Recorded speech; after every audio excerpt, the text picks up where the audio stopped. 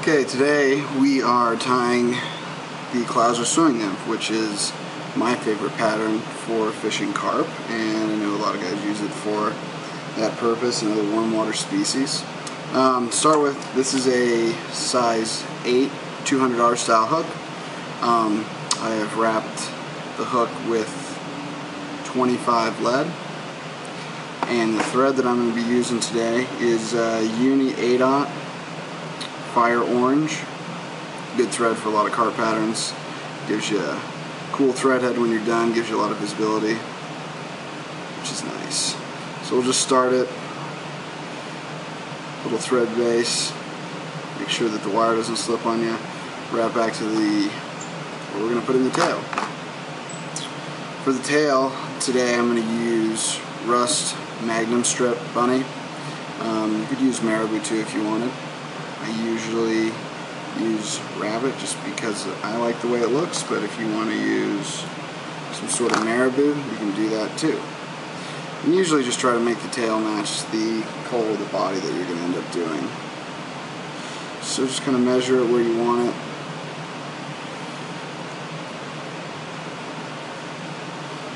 And secure it down to the hook. And this can be kind of messy and weird just because we're going to cover it up with dubbing, and these flies do tend to get chewed up, so I like to anchor the entire tail section in. For the dubbing today, you can use whatever you want, really.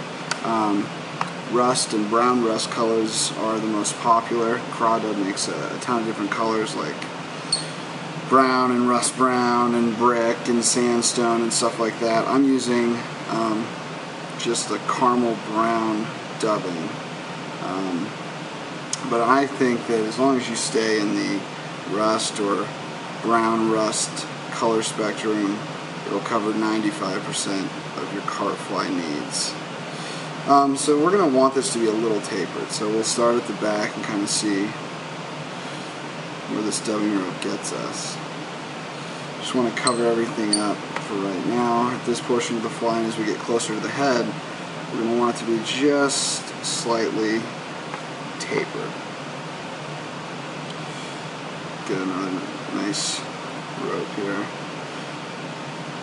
I like to dub the thread as opposed to doing a dubbing loop or splitting some sort of denier thread for this particular fly, just because I like the dubbing to kind of stay on the hook. I don't need it going everywhere. That's kind of what the later steps of the fly are for. I don't need to make it look all leggy quite yet. So we'll get it about up to where those lead wraps ended.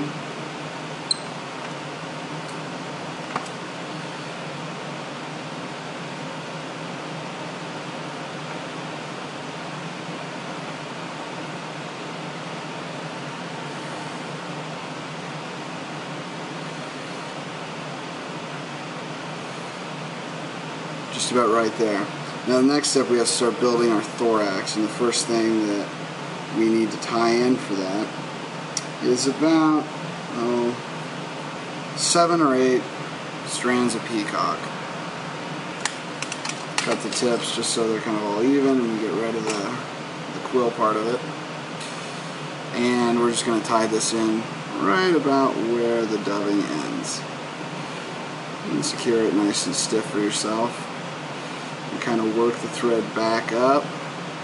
Give yourself a lot of room here so you don't end up crowding the eye of the hook later in the fly. That's usually my problem.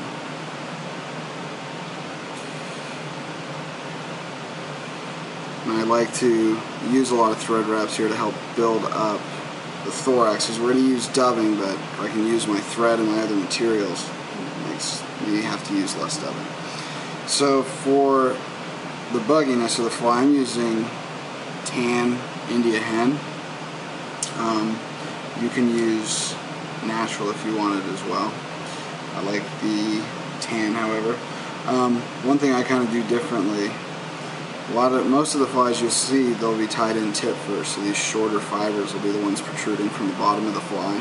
I actually tie it in backwards because I like this thicker webbing down here, this part of the feather. So that's what I'm going to do today, and I use 2. So just kind of select your 2 feathers and just kind of cut a little bit of the stiff part off so it wants to palmer for you.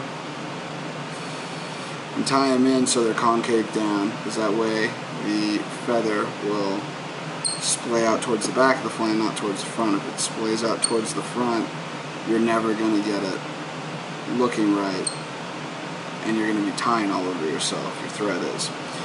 So once you have that tied in, this is when we want to make like a nice dubbing ball thorax.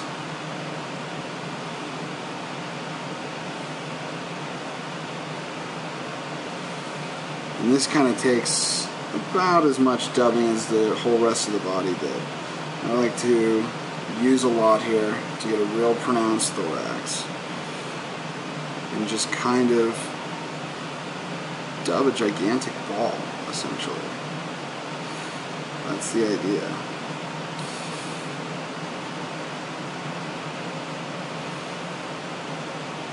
It takes quite a bit.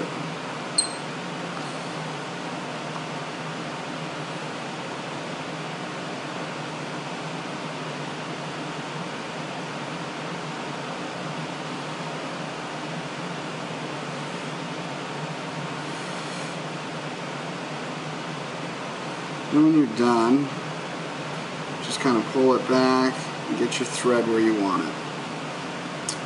Now we're going to take and palmer the India hen forward using the base of those feathers. And as you can see, we're only going to use about 2.5 wraps. But you can see how crazy the webbing near the base of that feather is. I personally like it, but probably doesn't make a difference. Secure that down with some wraps. And again, help yourself out, kind of work your way back away from the eye of the hook. Or the last step, which is taking all these strands of peacock herl and pulling them over. And I like to kind of divvy out the feathers on the top correctly. Just pull it over. And we're going to secure this down. And we're going to secure this down a lot. We're using this fire orange thread, and this is the least durable part of the fly, is the peacock. You could use medallion sheeting too. The medallion sheeting is a lot more durable. If anything on this fly gets destroyed, it's this peacock gets destroyed by the fish. So we're just going to use this thread and build a nice head here. It secures all our materials really well, and it's just another little trigger point for the fish, this bright colored thread near the head, and I kind of like that. And that's pretty much the Clouser swimming nymph that I like to use for carp. The other thing that I do, just take some head cement or some super glue, whatever, and I like to put some on the peacock, give it a little bit more rigidity, and then you can also obviously put it on the thread wraps as well.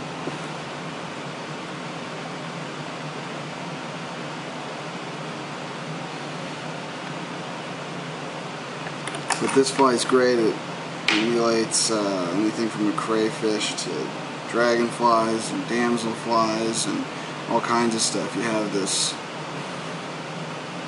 India hen here that looks like a bunch of legs, and yeah, rabbit tail, just does all kinds of crazy stuff in the water, and yeah, give it a shot. Always works really well for me.